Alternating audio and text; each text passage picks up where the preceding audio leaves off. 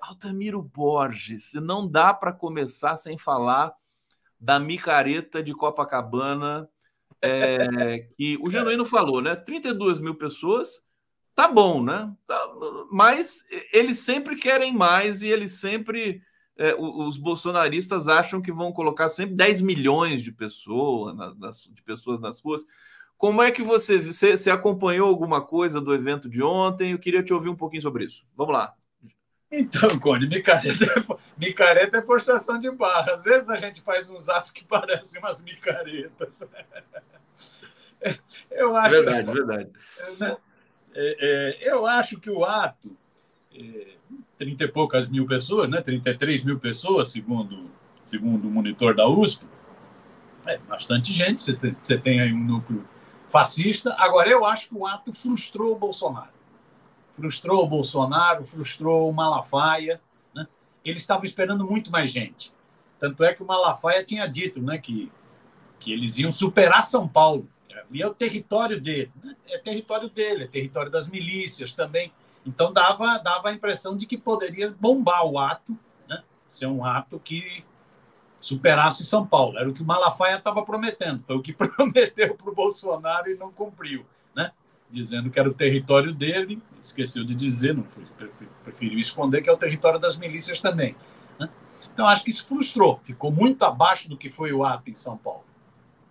O ato em São Paulo, esse mesmo monitor da USP, esse mesmo grupo de trabalho da USP, tinha feito, né, o levantamento com fotos do drone e tal, tinha feito e tinha falado em 180 e poucas mil pessoas na Avenida Paulista.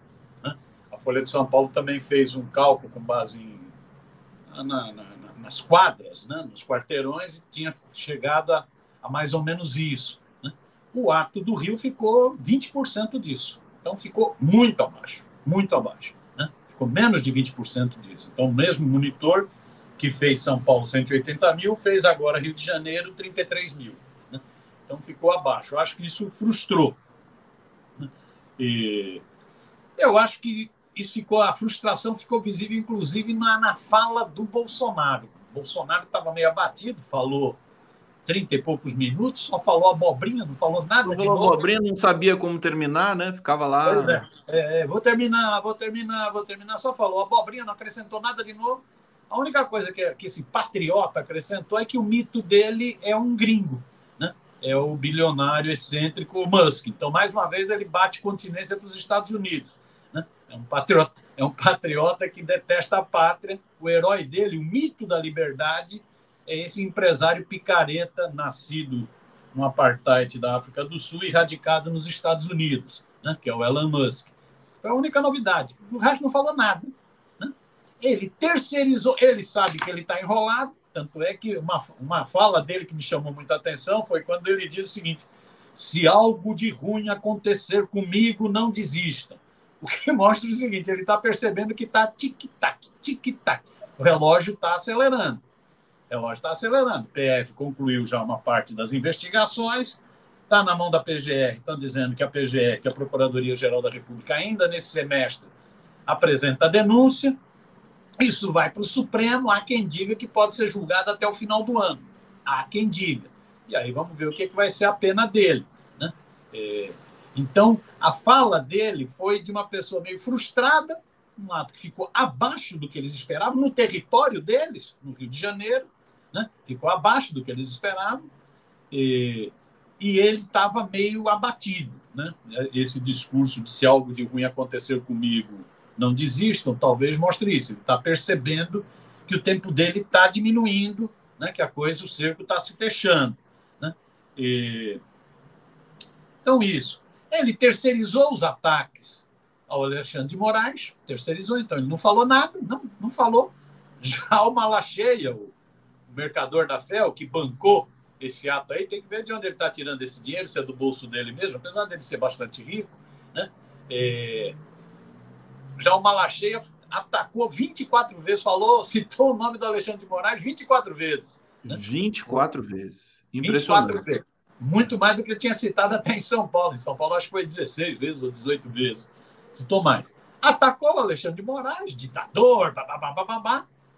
Atacou, ele liga a metralhadora giratória, esse mala cheia, né, esse mercador da febre, liga a metralhadora giratória. Atacou o presidente do Senado, o Pacheco, é logo o Pacheco, que acabou de votar uma PEC de interesse deles, atacou o Pacheco, né, dizendo que ele é um frouxo, atacou o Pacheco, e atacou os comandantes militares, atacou o comandante do Exército, da Aeronáutica e da Marinha, atacou os três pedindo para que eles renunciem aos cargos, né, renunciem aos cargos de comandante.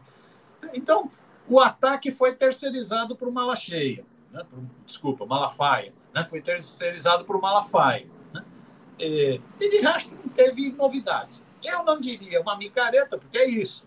Você tem aí 33 mil, segundo o monitor da USP, 33 mil fascistas. 33 mil fascistas. Em certo sentido, o ato cumpriu alguns objetivos do bolsonarismo. Me parece, Conde, que o principal objetivo do bolsonarismo nesse ato era dar mais um empurrão no processo eleitoral. Eles transformaram o ato, Bolsonaro transformou o ato num ato eleitoral. Isso, inclusive, valia a pena o Tribunal Superior Eleitoral, o TSE, analisar se não teve campanha antecipada. Exato. Porque você vê, ele levou para falar candidatos, Gustavo Gayer, que é candidato em Goiânia, Ramagem, levou para falar, ele anunciou 7 candidatos. 7 candidatos, 6 a prefeituras, prefeitura do Rio de Janeiro, prefeitura de BH, prefeitura de Goiás, prefeitura de Belém do Pará, prefeitura de João Pessoa, me fugiu, tem mais uma. 6. Ele anunciou 6 candidatos a prefeito, alguns falaram, inclusive, e anunciou uma candidata, uma gusana, uma verme cubana, né, que foi, inclusive, defenestrada da Jovem Clã, né, a candidata a vereadora em São Paulo, como puxadora de voto. Deu a palavra para a gusana, que foi falar lá do papel higiênico dela. Né? E então, foi um ato eleitoreiro. Foi um ato eleitoreiro. Isso valia a pena o TSE ver se não teve crime eleitoral. Diga. Não, é melhor o TSE abrir os olhos, né? Inclusive, agora tem um detalhe no TSE, porque o Alexandre de Moraes vai deixar a corte em junho, 12 de junho, se não me engano, assume a presidência a Carmen Lúcia, que, segundo bastidores, ela disse que vai seguir na linha do Alexandre de Moraes, o que eu acho difícil, e vai entrar o André Mendonça no lugar do Alexandre de Moraes. Quer dizer, vai mudar a correlação de forças ali no TSE.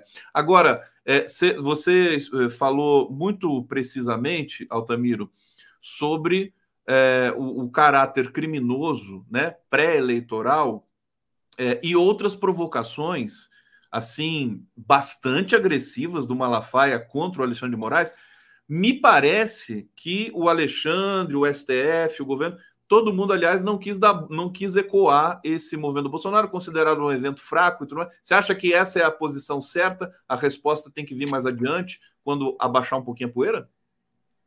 Então, Conde, só voltando um raciocíniozinho. Então, eu acho que cumpriu o objetivo do bolsonarismo, né?